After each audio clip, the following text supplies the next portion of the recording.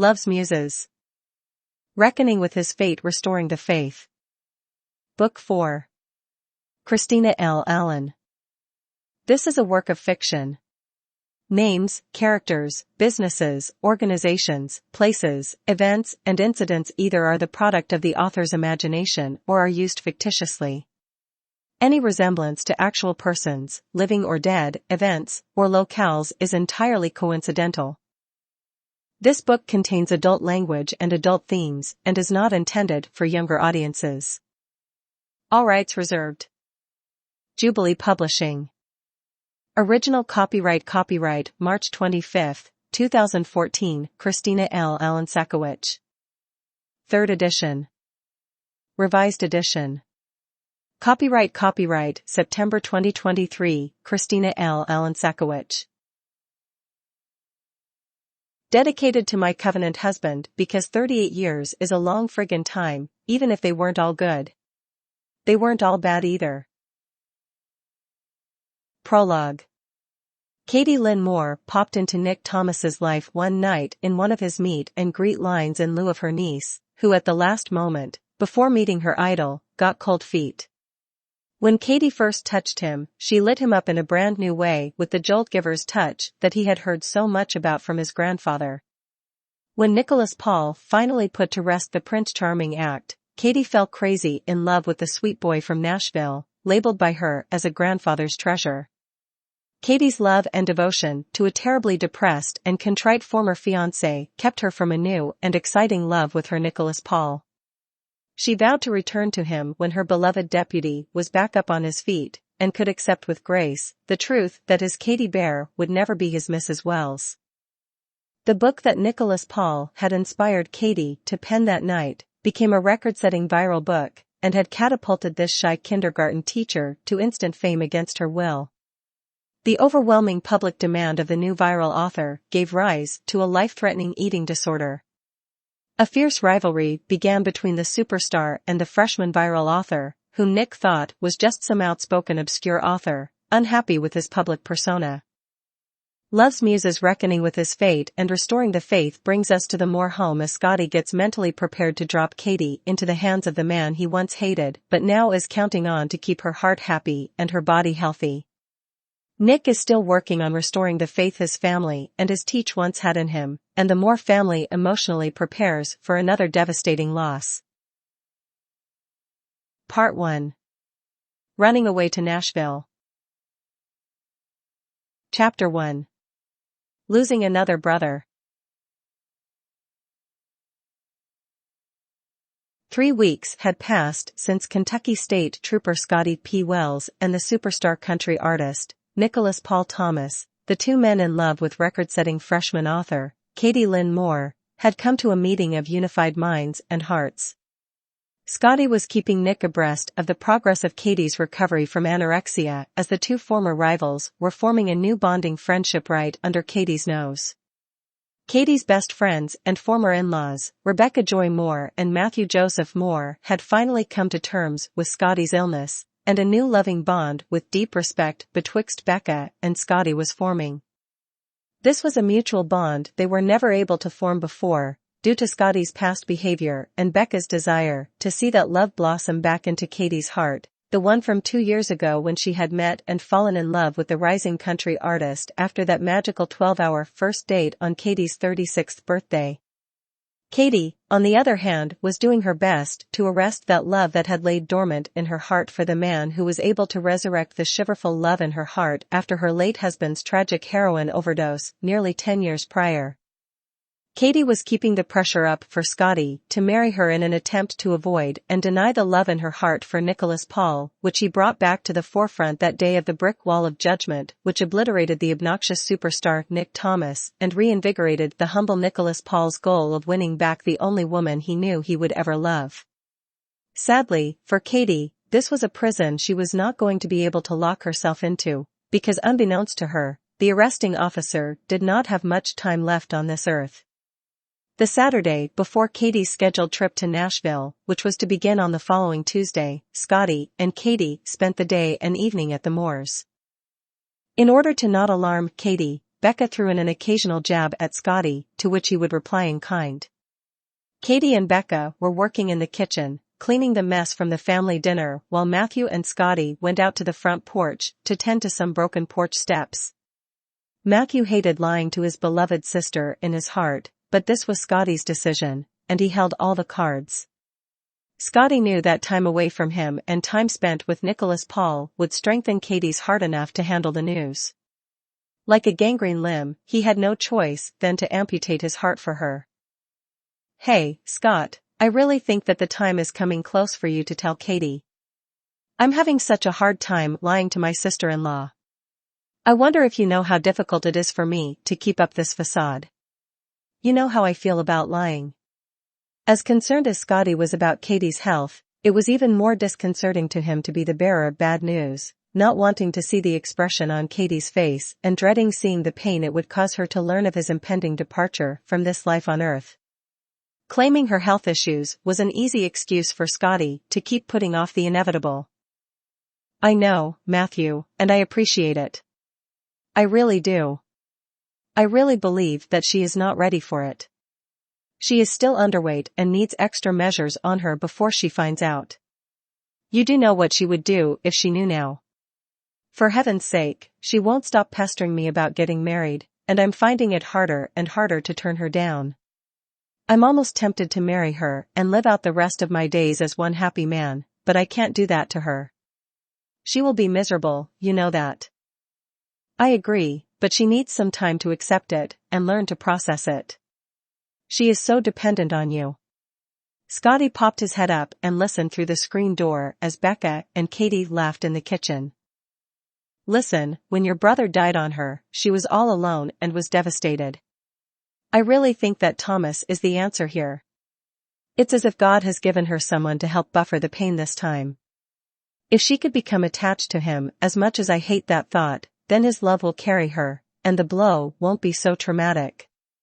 Sure, she'll be devastated, but she'll have the shiverful love of that man to lean on, to look forward to. I think that guy is determined to make her happy, and he can do it, as opposed to me, who never could. I have to admit, and I hate to hurt you, but that night at the restaurant, I saw the little piece of sunshine in her eyes that was there when she was 18 living in our home that summer, falling in love with my stupid twin brother. Scott dropped his tools, sat on the porch and sighed. I would love to see that twinkle, even if another man brings it. I think that if I let her go, and her and Thomas let their love start to thrive, maybe I will see it before I exit this world. Hey Matthew, I'm going on to heaven, my paradise. He on the other hand, has no idea what hell awaits him when she finally gets her claws into him, and starts driving him crazy. Both men began to laugh, and Matthew sat on the step next to Scotty. They both leaned on their elbows and had a moment of laughing, followed by a moment of silence. Then Matthew put his arm on Scotty, and they had a moment of prayer. Matthew began to weep deep sobs, and Scotty put his arm around Matthew's shoulders. Scott, you know you are like a brother to me. I lost both my brothers, and you have filled part of that void in my life these past 5 years. His words were broken up by his sobs. Matthew, having no siblings, except my half-sister Rachel, who is so much younger and far away, being in your family has been such a blessing and a reward for saving Katie's life. You all have been God's gift to me, even your wife, who can be such a pain in the ass, at times. Both men chuckled in their tears. Sometimes, I wonder who is worse, my Becca or Katie. Well, that's women, we can't live with them, and we can't kill them. Scotty elbowed Matthew as he laughed. I almost feel sorry for Thomas. He is so young and stupid. He has no clue about women, and Katie will keep him spinning in 1,000 directions. Yes, but she'll make him so happy. As a man in love, all these years later, and as much as my Becca drives me crazy, she has always been and will always be my Becca joy. Scotty looked over at Matthew with a tear in his eye for what he was missing out on and had lost out on, never having been able to cause Katie to fall in love with him. He quickly changed the subject. Them are some mighty fine girls you have there. I am amazed at the change in Juliana. She did grow up overnight, didn't she? Nick really hit home when he compared her to Lori Elizabeth's last year with us. It hurt Juliana to lose her cousin, but I think the meanness and rebellion in that girl's heart from the loss of her father to drugs hurt my Julie worst of all. Lori used to always be so good with Juliana, and that last year, not only did she ignore her, but she was downright mean at times. She treated Katie like dirt, as if it were Katie's fault that her father had died.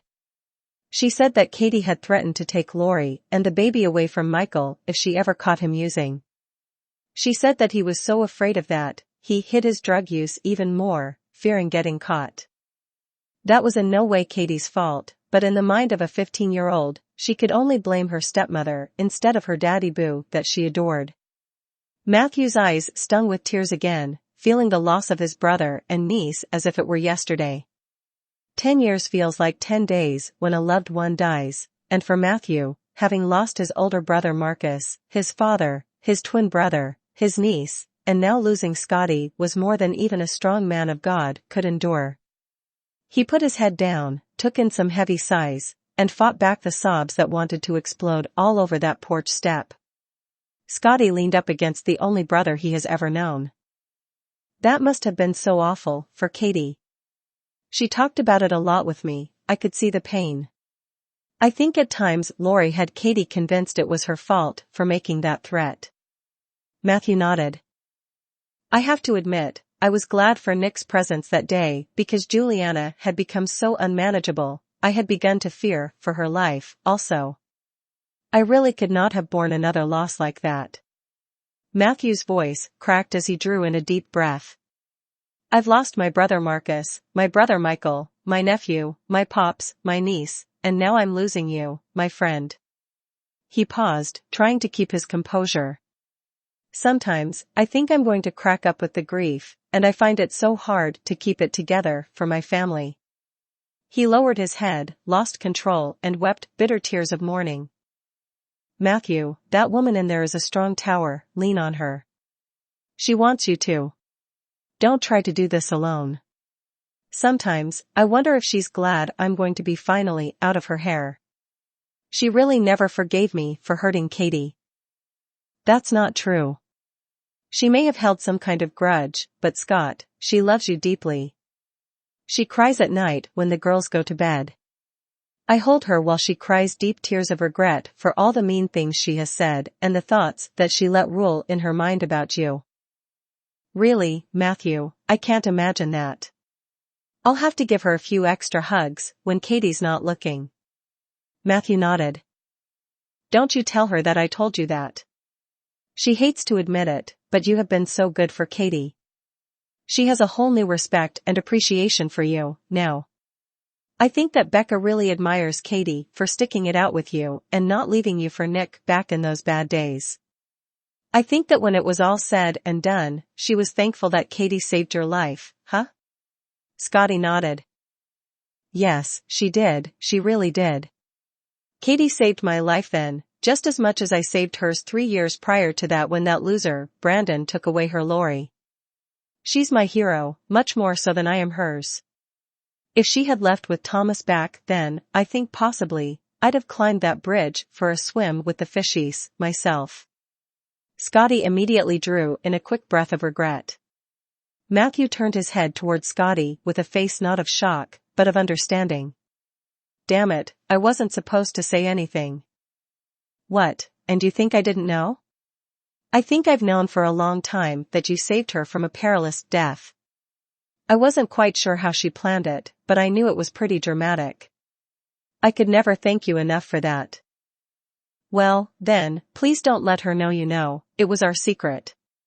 She's never told anyone, and I promised likewise, except maybe little Scooter who wooed it out of me. That little squirt gets me right here, he said, pointing to his heart. I'm more worried about her than I am about Katie. Matthew nodded. Yes, me too. She has no real understanding. She almost gave it away at the dinner table a few weeks back. To her, you're just going fishing with my pops, and your daddy and pappy. Maybe she has a better understanding than we think. She's a brave one, she has both you and Becca in her, whereas Marianne is like you and Juliana is like Becca. My little Katie is a good mix. I think that she was appropriately named. I see a lot of Katie's influence in there, when Katie's being wonderful Kate, which I've seen less of these days. That is why I think establishing a bond with Thomas will make that much more of a difference. She hasn't been truly happy since she came home from their night together. She's faked it, a lot, but true happiness has eluded her. With his falling off the Prince Charming wagon, and now her heart divided between me and him, she is so torn. She wants us both, and she can't decide. I'm going to have to decide for her. We plan to go back down to her new house the second weekend after she closes on it. I'm going to set her free then. I have about 2 more weeks with my little bear cub. I've already made arrangements with my sister. She's excited to have me come up there with her. I'll get to live in your backyard up there in New Hampshire. I'm looking forward to doing battle with those notorious mosquitoes. Yeah, they're really bad up there. I swear they are like Black Hawk copters. You can hear them coming in for a feast several feet away, and yet they sneak up on you. I'm sure my Becca will send you up there with a lifetime's worth of her lemon anti-mosquito spray that Matthew stopped dead in his tracks and shook his head. What a stupid thing to say, he said as he held his head in his hands. Scotty laughed and put his arm around Matthew's shoulders. Don't worry, Matthew, I find it kind of funny, and apropos. Now, where in the world would you have learned that word? Where do you think? I'm practically married to the literature lady. She's taught me a lot about the English language. I can put a metaphor together, probably better than anyone. I just choose not to, because I can't let her think she's taught me that much. If it weren't for me, you truculent trooper, you'd still be a discourteous deputy, traipsing around with treacherous tramps, knocking up countless collects and spawning harrowing hellions all over Jessamine County. Both Scotty and Matthew spun their heads around and looked up at Katie behind the screen door with her head tilted and one eyebrow raised. They both cracked up, laughing. Oh, my little English major, if it weren't for Scotty here, Scotty elbowed Matthew, almost knocking him over. I wasn't going to say it, but she knows where she'd be, Matthew said as he cocked his head. Katie darted a look at Scotty, questioning whether he gave away their secret. Scotty, you better not have, she said as she opened the storm door and plopped down the steps.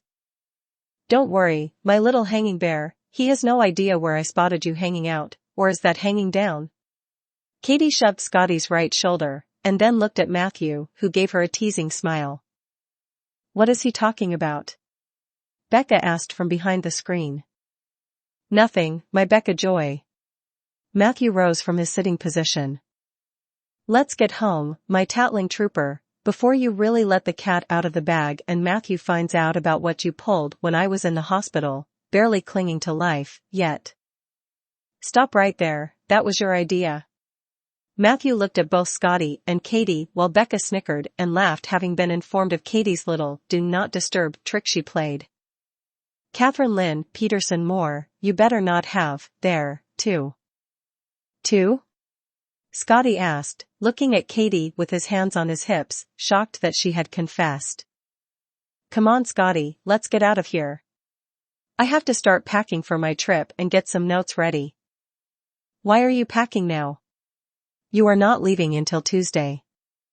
Oh, I meant I have to do some laundry, so I can pack on Monday, Katie said, recovering and lying with a plan up her sleeve. Scotty looked at her accusingly. You better not be up to something, my tricky bear. Seriously, Scotty, what on earth could you be talking about? Of course not, I always keep my nose clean. And your nose just grew 6 inches, Matthew said, standing to hug Katie. He gave Scotty a tight, affectionate man hug, and they looked long into each other's eyes, making Katie question why they seemed to be so sentimental at that moment. Scotty turned to Becca, who was walking out onto the porch. Well, Becca? Scotty asked. Becca shook her head, trying not to cry in front of Katie, and wanting to take Scotty in her arms for a good long hug. Get lost, get out of here, you, she said, feigning disgust with a faint half-smile. She wiped her eye as if something was in it. Damn it, I got something in my eye, she said as she quickly turned and ran into the house. Becca, your language, honestly, Matthew called as he chased her in the door. Katie and Scotty looked at each other and laughed. He's such a prude, Katie said, causing Scotty to laugh longer. Once a geek, always a geek, Scotty added. He put his arms around Katie's waist, picked her up and spun her. She giggled while she grabbed onto his neck as he carried her laughing and kissing her neck all the way to his new special edition Mustang that Katie had bought him for her own birthday after they arrived home from the hospital. I just love Stangs and state troopers in them. Oh, and lead vocalists in acid metal bands behind the wheel too? Hell, any testosterone-filled guy behind the wheel of a Stang is a total turn-on for me. Scotty plopped her down by the front passenger door, kissed her long and hard on the lips, and then pulled away, gazing into her eyes. Marry me, Katie said. Over my dead body, Scotty quipped, shaking his head and opening the door for her, then flicking his keys as he hopped over to the other side, and spun the wheels leaving rubber behind, impressing little Katie who watched out the second-floor window, yelling out to her Uncle Scooter. Chapter 2. Oh where has my Katie Bear gone? Just as before,